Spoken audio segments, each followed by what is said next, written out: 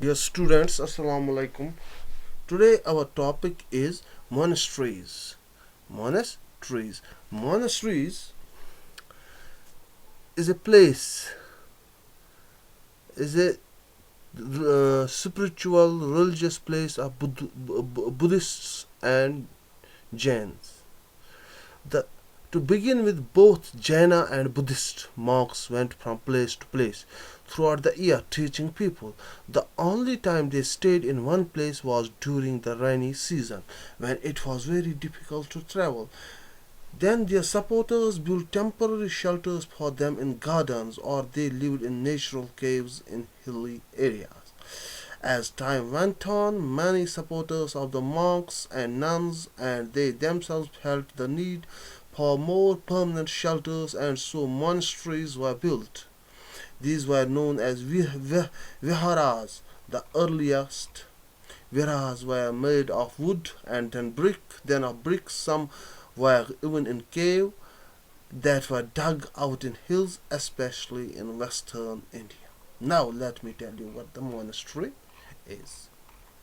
سُہ جاے ییٚلہِ أنٛدۍ یِم شاخا آسنا یِمو بَنایمَژ ییٚتہِ یِم لوٗکَن ٲسۍ مطلب تربیت دِوان ہاو ٹُو پریٖچ ہاو ٹُو ٹیٖچ تۄہہِ ترٛاو فِکرِ ییٚلہِ ہاش ویدر آسان سُہ شیٖن پیٚیہِ روٗد پیٚیہِ لوٗکھ ہٮ۪کَن نہٕ پھیٖرِتھ کینٛہہ چوٗنٛکہِ یِم ٲسۍ گرٕ بار ترٛٲیِتھ آسان یِم درٛامٕتۍ یِم نفر یِم شاخازَن منٛز کٲم ٲسۍ کران یِمن ٲس جایہِ ہٕنٛز ضوٚرتھ أمۍ کیٛاہ ٲسۍ کران یا اوس یِمن ٹیمپرری کانٛہہ پنٛنِس آنٛگنَس منٛز دِوان شَلٹر بَنٲیِتھ یا ٲسۍ یِم گۄپھو مٔنٛزۍ آسان یِم جنٛگلَس منٛز آسان وارٕ وارٕ گوٚو یوٗت ٹایم پَتہٕ ٹایم یِمن باسے یہِ نیٖڈ کہِ اَسہِ ہسا گژھِ آسُن پَنُن شَلٹر اَسہِ ہسا گژھِ آسٕنۍ پَنٕنۍ یا یہِ جاے ییٚتہِ أسۍ راتَس یا ییٚتہِ اَسہِ مطلب تَتھ وقتَس منٛز یَتھ وقتَس منٛز أسۍ پھیٖرِتھ ہٮ۪کو اورٕ یورٕ کینٛہہ either due to natural calamity or something else or due to weather or due to climate تہٕ اَسہِ ہسا گژھو تَتہِ آسٕنۍ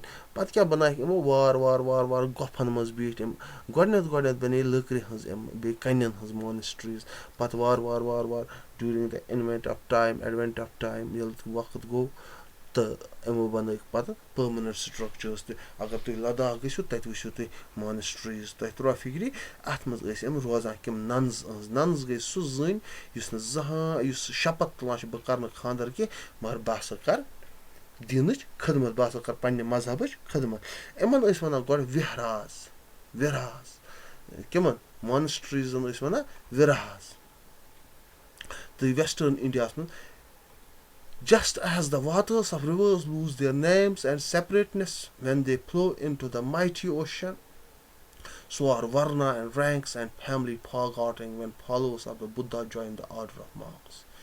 دَپان اکھ چیٖز یہِ چھُ بُدھِسٹ کِتابہِ منٛز لیکھِتھ چاہے سُہ کَمہِ زٲژ ہُنٛد آسہِ آمُت کِمن زٲژن اوس ایلو سُہ ہومو مےٚ شاخا ممبر کُس بَنے تَتہِ اوس نہٕ پَتہٕ ییٚلہِ یہِ شاخا منٛز اَژے he was not treated on the basis of his caste یِتھ پٲٹھۍ زَن کاسٹِزم اوس یہِ اَنٹچیبٕلز ٲسۍ تۄہہِ ترٛووا فِکرِ واریاہ کاسٹِزم اوس تِمن دۄہن سوسایٹی منٛز آسان آز تہِ چھُ very often the land on which Virhas were built was donated by rich merchants or landowners or the king. دَپان عموٗمی طور ییٚتہِ وِرح اوس بَنان یَتھ أسۍ مونٹسری وَنان چھِ مونسٹری تۄہہِ ترٛووا فِکرِ یہِ اوس کانٛہہ أمیٖر موہنیوٗ یا کانٛہہ بوٚڑ باپٲرۍ یا کانٛہہ بادشاہ یا کانٛہہ لینڈ اونر یا کانٛہہ جٲگیٖردار ییٚلہِ زٔمیٖن کران ڈونیٹ کَمہِ باپتھ مونسٹری بَناونہٕ باپتھ The local people came with gifts of food, clothing and medicines for monks and nuns. دَپان لوکَل پیٖپٕل ٲسۍ یِمن خٲطرٕ اَنان پَتہٕ یِم چھِنہ أسۍ نیاز دِوان یِتھ پٲٹھۍ توٚمُل چھِ أسۍ دِوان یا کینٛہہ یِمن ٲسۍ لوٗکھ اَنان گِفٹٕس تحفہٕ ٲسِکھ اَنان پَلو ٲسِکھ اَنان دوا ٲسِکھ اَنان کِمن خٲطرٕ مانٛکسَن تہٕ ننہٕ in return they taught the people مگر تَمہِ بدلہٕ ٲسۍ یِم تعلیٖم دِوان لوٗکَن کَمِچ پنٛنہِ مذہبٕچ تعلیٖم Over the centuries, Buddhism spread to many parts of subcontinent and beyond. دَپان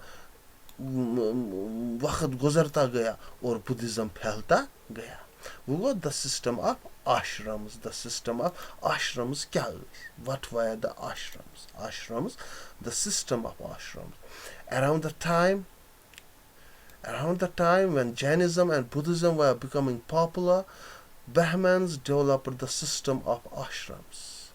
دَپان یِتھ پٲٹھۍ أسۍ بَناوان دارالعلوم بہٕ وَنمو کٲشِر پٲٹھۍ یِم چھِ بَناوان آشرم مگر یِہُنٛد آشرم چھُ سانہِ دارالعلوم نِش بوٚڑ آسان کیٛازِ because they are in majority تَتھ چھِ یِوان نیاز تہِ یِمن زیادٕ سون دارالعلوم چھُنہٕ آسان تَتھ حالتَس منٛز کینٛہہ یَتھ حالتَس منٛز یِم آسنہٕ گژھن یَتھ حالتَس منٛز اکھ دارالعلوم فنٛگشن گژھِ کَرُن تِتھ پٲٹھۍ چھِنہٕ یِم فنٛگشن ہٮ۪کان کٔرِتھ یِمن چھِ بِچارٮ۪ن سورسِز آسان لِمٹِڈ تہٕ یا یہِ کیٛاہ وَنان جینِزم تہٕ بُدھِزم تہٕ ییٚلہِ مذہب بَنیو نہ پاپُلر ییٚلہِ واریاہو کوٚرُکھ ایٚکسیپٹ ییٚلہِ اَمہِ مذہبٕکۍ پیروکار بَنے واریاہ یِمو دوٚپ یِمو بدلووُکھ اَتھ سِسٹم مونٹسری سِسٹم بدلو یِمو تھووُکھ یِمن بیاکھ سِسٹم کوٚرُکھ یِمو اِنٹرڈیوٗس تَتھ ووٚنُکھ آشرم کیٛاہ ووٚنُکھ آشرم گٔے سُہ جاے ییٚتٮ۪تھ اِنسان بیٚہہِ پَتہٕ یِتھ پٲٹھۍ سادوٗ رامُن آشرم وادوٗ رامُن آشرم اوس نا تُہۍ خبرن منٛز بوزان رام دیوُن آشرم یوگا آشرم چھُنہ here the word Ashrama does not mean a place where people live and meditate. It is used for stage of life. It is used instead of for a stage of life. دَپان آشرم اوس نہٕ روزنٕچ جاے مگر اَتہِ اوس stage آسان اَتہِ ٲسۍ پریٖچ کران یِتھ پٲٹھۍ جُمعہ دۄہ آسہِ مسجِد شریٖفس منٛز پَنُن مولوی صٲب پَنُن خطیٖب صٲب چھُ اَسہِ درس دِوان یِتھٕے پٲٹھۍ چھِ یِم تہِ اَتہِ دِوان کٲشِر پٲٹھۍ پَنٕنہِ مذہبُک کیاہ لوٗکن تام واتناوان کَتھ 4 آشرمز were recognized. دَپان 4 آشرم وٕچھ سا 4 آشرم کیٛاہ ٲسۍ برٛہمچاریا گرٛیٖستا Vanaparasta and Samnyasya. Brahman, Kshatriyas and Vaishyas men were expected to live simple lives and study the Vedas during the early years of the life. Brahmacharya go yus dopp karna khandra vandra ki basa parim Vedas Shidas I will contribute towards that. They had to marry and live as householders. Yim Grashastas them us asa khandar karon then they had to live in the forest and meditate.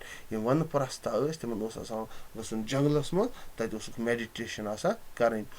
Finally, they had to give up everything and become samyasins.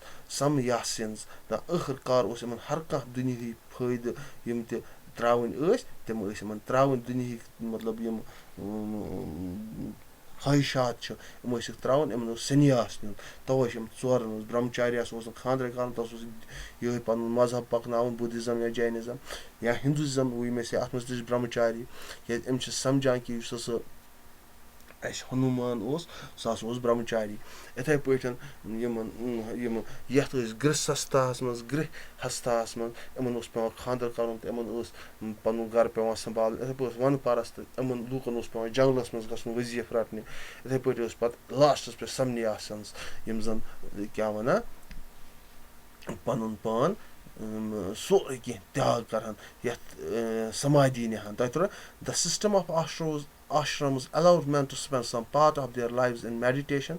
Generally, women were not allowed to study Vedas and they had to follow the ashrams chosen by their husbands. دَپان زنان موہنین خٲطرٕ ٲس نہٕ آشرمس منٛز زیادٕ جاے آسان کینٛہہ کیازِ یِمن ٲسۍ نہٕ دِوان یِم ویداز پرنہٕ کِہیٖنۍ مگر یِمن اوس تتھ آشرمس منٛز گژھُن ییٚتٮ۪تھ یِمن پنُن خانٛدار اِجازت دیہس. آشرم چھُ اَمہِ موٗجوٗب ڈِفرنٹ أسۍ چھُ سُہ لِوِنٛگ پٕلیس کینٛہہ وایل سنگا از این آرگنایزیشن تۄہہِ ترٛوو سگ چھُ اکھ آرگنایزیشن اکھ آشرم چھُنہٕ لِوِنٛگ پٕلیس کینٛہہ مگر اَتہِ چھِ سرمنز دِوان یِم کیاہ چھِ دِوان سرمنز زوراشٹرزم یہِ تہِ مۄکلاوو بہٕ تۄہہِ آز پٔرِتھ بہٕ وٕچھٕ گۄڈٕ اپلوڈ گژھِ گۄڈٕ وٕچھٕ بہٕ ٹایم 9 مِنٹ 10 مِنٹن تانۍ کرو. Find Iran in your atlas. دَپان ایران وٕچھُن سا کَتٮ۪تھ چھِ ایران چھِ پٲکِستانس أکۍ سۭتۍ یہِ سِندس سۭتۍ رلان. Zoroaster was an Iranian prophet. Zoroaster یِم چھِ آفتابس پوٗجا کران. They pray to sun. His teachings are contained in a book called Avesta. یُس أمۍ سٕنٛز یُس أمۍ سٕنٛز یہِ ریلِجس فِلاسفی سُہ چھُ أکِس کِتابہِ منٛز تَتھ چھِ وَنان Avesta. The language of Avesta and the practice describes it is very similar to those in Vedas. یہِ ویدازن منٛز تی چھِ اَمِکۍ مطلب they are similar, they coincide with one another. تۄہہِ ترٛووا فِکرِ یَتھ منٛز چھِ ایویستاہس منٛز لیکھِتھ تہِ چھُ ویدازن منٛز. The basic teaching of Zoroaster are contained in the maximum. Good thoughts, good words and good deeds. Here is a verse from the Zen Lord. यह छ तम Zen Avesta किताब हंस मतलब अख कोटेशन अख लिखमत अख मतलब अख आय अख लिखमत. Lord grant strength and the rule of truth and good thinking by means of which one shall create peace and tranquility. खुदा صٲبा मे यूत ताकत मतलब यम सहित हसा बह मतलब पीस अमन आसे भाईचारा ट्रैंक्विलिटी भाईचारा आसे पान one. For more than 1,000 years Zoroastrianism was the major religion in Iran. Today Islam is the major religion in Iran. The it was kus Zoroastrianism. Later some Zoroastrians migrated from Iran and settled down in the coastal towns of Gujarat and Maharashtra. They were the ancestors of today's Parsis. Temay gay अजी Parsi. यम आज Parsi recall करना बह अत सुबह assignment बन तथ assignment सह पे कॉपी पे लेखुन सह PDF कि सूरत मज कत मज WhatsApp ग्रुपस